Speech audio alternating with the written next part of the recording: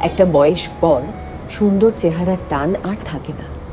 তখন good looks, ভালো hair style, এই সব কিছুর ঊর্ধ্বে উঠে যায় একটি মানুষের ব্যক্তিত্ব। ব্যক্তিত্ব এমনই এক জাদু, যে জাদু দিয়ে যে কোনো মানুষকে অনায়াসে ঘায়েল করা যায়। কারণ ব্যক্তিত্বের প্রেমে পড়েছেন, তার মানে ধরে নিতেই হবে সর্বনাশ করেছেন। কারণ সেই মানুষটা ছাড়া এই গোটা পৃথিবীর অন্য কোনো মানুষকে আপনার আর ভালো লাগবে না। সেই মানুষটার কথা বলার স্টাইল, তার বিহেভিয়ার আপনাকে সব সময় টানবে। আর মজার কথা হলো, এই ভালোবাসা সব থেকে বেশি টেকে।